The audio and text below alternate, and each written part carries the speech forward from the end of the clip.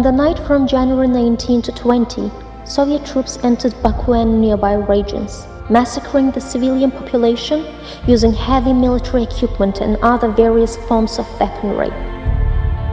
The Soviet army deployed a large contingent of special and internal troops in Baku who displayed unprecedented cruelty against the peaceful population. More than 100 civilians were killed, and 744 more were wounded.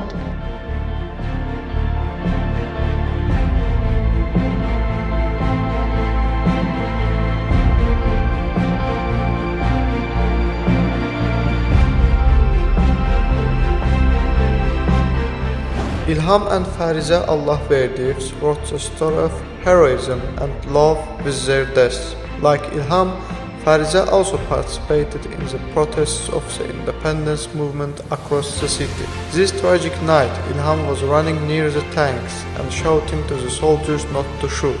But the soldiers opened fire, and one of the first victims was Ilham. When his wife Fariza heard that Ilham had died, she committed suicide.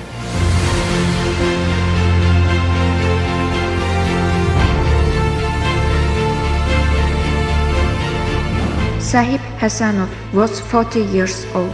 When he was going to work, the soldiers shot his car. One of the bullets touched his forehead. After the tank crashed the rear of the car, it was thrown to the side of the road. He had 8 gunshot wounds. Ilkin Javanshirov was 56 years old and he had 9 children.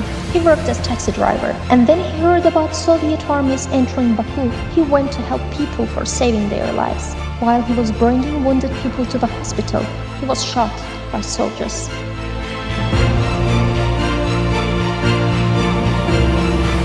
Vafadar Eminov was the student of law faculty of the Baku State University. After examination session, he went to hospital for giving blood to wounded people. Was shot when he went out of the hospital. Abulfaz Jafarov was 23 years old.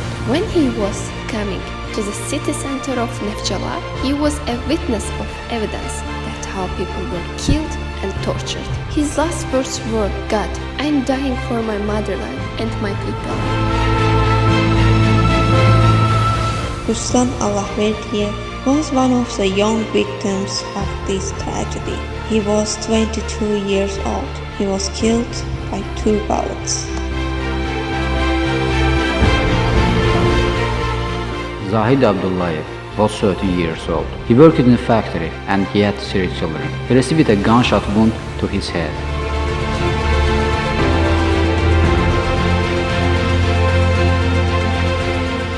Bala Hussein Hamzaev was 61-year-old grandfather who was killed by 3 bullets on the night of 19 January while he was protecting his 5 children on the Surahane roadway.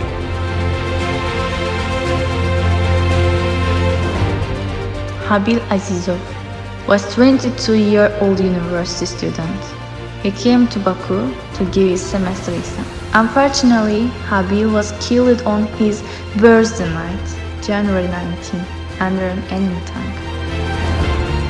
Vladimir Tokarev, 36-year-old man, was also one of those who was killed while protecting a child during that tragic night.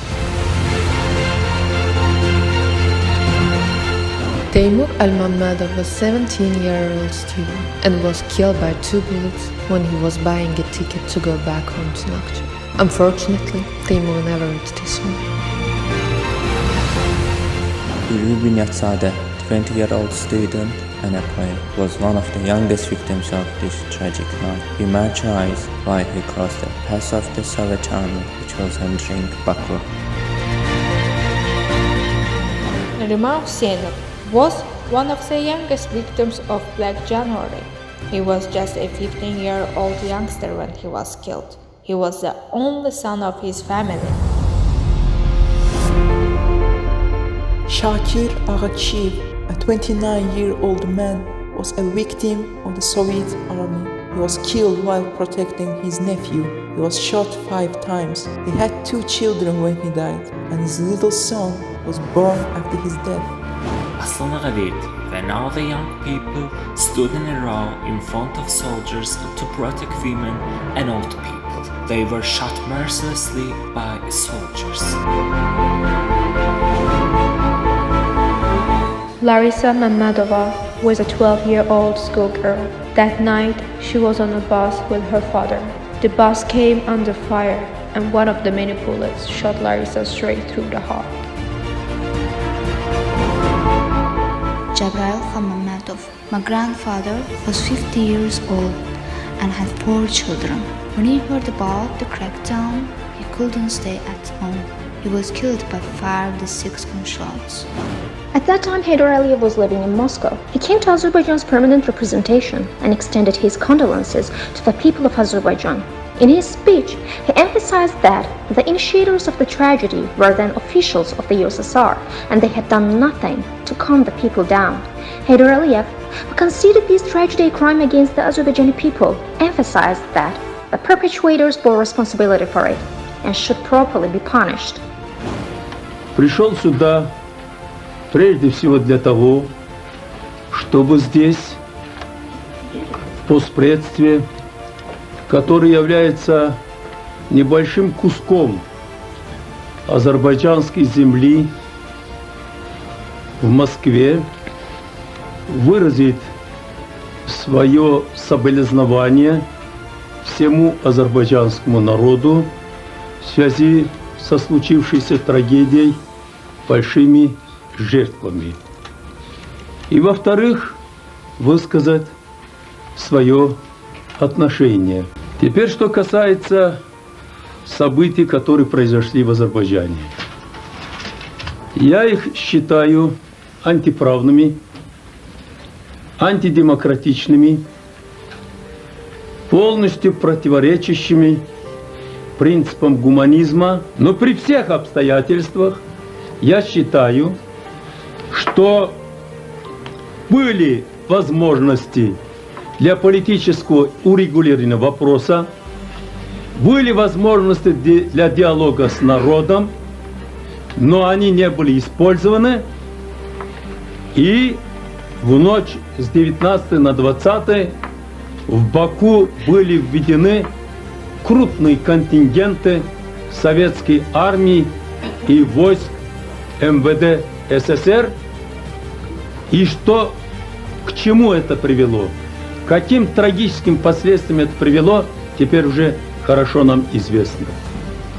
Я думаю, что те люди, которые приняли такое решение, я считаю, что политически ошибочное, допущена грубая политическая ошибка, они просто не знали подлинной обстановки в республике, психологию азербайджанского народа.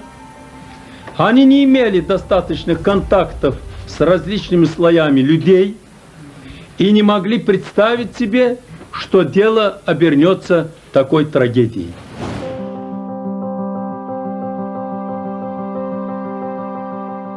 The first political legal recognition of January 20 tragedy came on March 29, 1994, when Azerbaijan's legislative body, Milli Meclis, adopted a relevant resolution upon the initiative of the national leader, Heydar Aliyev. According to the decree of the President of the Republic of Azerbaijan, all victims of the tragedy were awarded an honorary title of the Martyr of January 20. Despite the bloody events in Baku, the day of January 20, 1990 became a page of heroism in the history of struggle for independence and territorial integrity of Azerbaijan.